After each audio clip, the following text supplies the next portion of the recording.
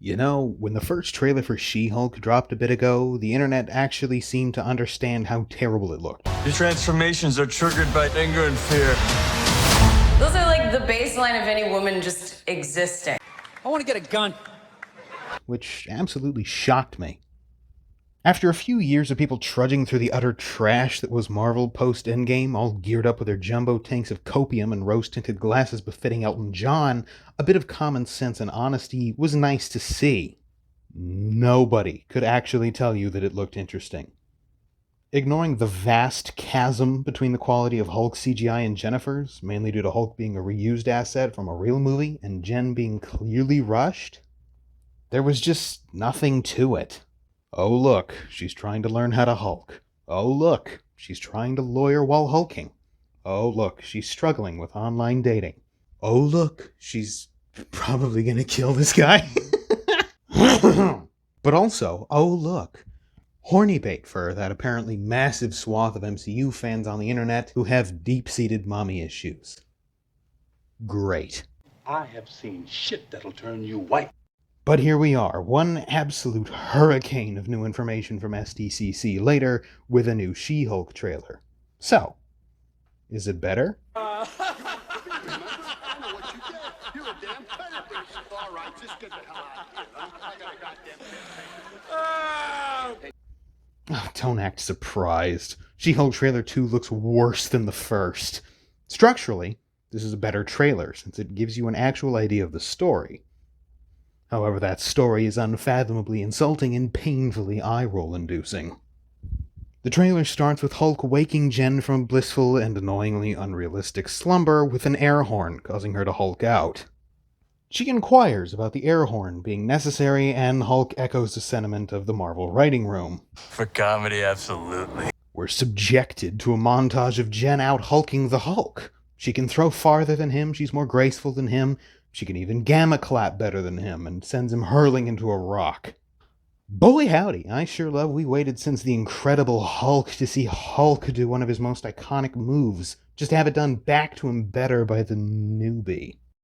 Misery, misery, misery, that's what you've chosen. We see Shulky break the fourth wall and address the audience. While I really appreciate the homage to when she was actually a great character, and did that long before Deadpool ever did, by the way, sadly, Deadpool just does it better on screen.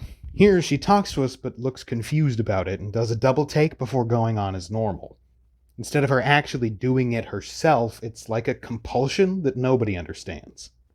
When Deadpool did it, aside from the lines being delivered by someone as likable and scene-stealing as Ryan Reynolds, it was never a mystery to him.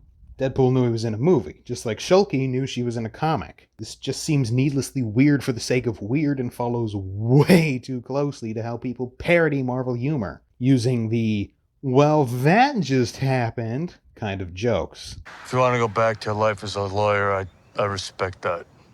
He doesn't mean that.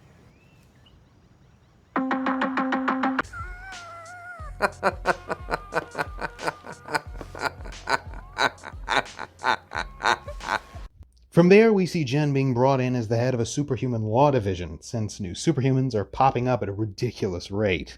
Jen finds out that she's going to be representing Emil Blonsky, the Abomination. She tells the schmuck who hired her that she can't do so, because there's a conflict of interest since he tried to kill Bruce. And the schmuck just shrugs it off. Hey, this is a problem. I legally cannot do this. Nah, it'll be fine. Alright, Marvel, you forgot something. Laws. She expresses her distaste at being cared about because of her client. We see an LA hooker blast into the courtroom and Jen has to Hulk out to save the day. Apparently this is supposed to be Titania, but again, LA hooker. God, I really like this outfit. Well, guys, she doesn't want to destroy her clothes. Hashtag relatable. You've never seen this joke before, I swear. Please don't go looking for it. I just bought this tux. When you're recycling jokes from Rise of the Silver Surfer, you have a massive problem.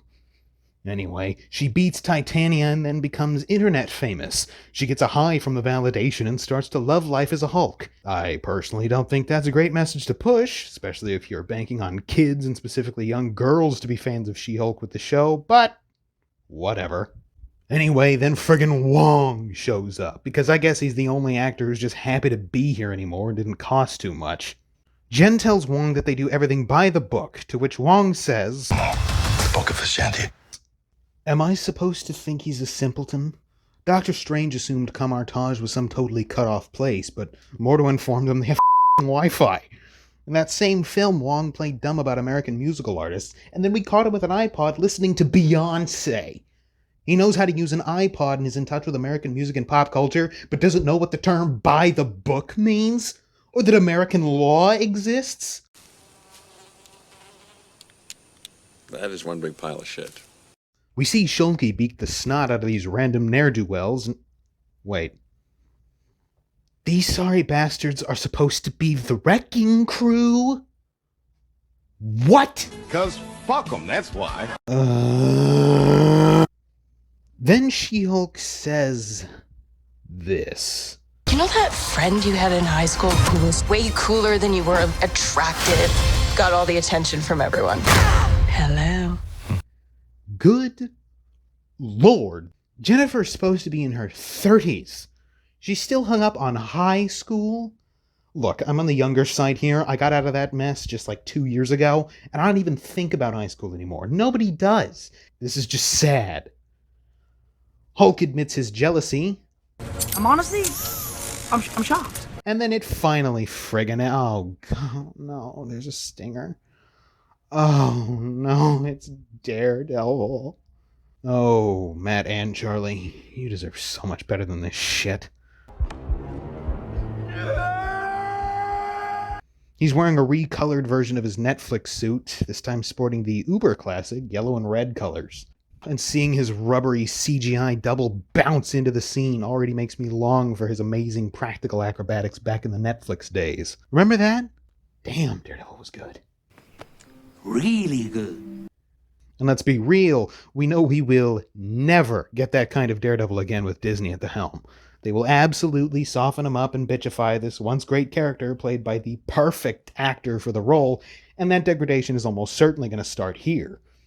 God forbid we don't have anything that's not kid-friendly. Think of the children! And with that, the pain finally ends. Boy howdy, this would look great if it didn't look so shit. It looks cheap, it looks lazy. The trademark Phase 4 for the lulz writing is already rearing its ugly head, and I can't wait to see what kind of pain is in store for us all when we finally get to watch this sludge get pumped into our screens and projected into our eyeballs. I imagine it'll look something like the Nazis getting nuked by the Ark of the Covenant and Raiders. Don't look right! Keep your eyes shut!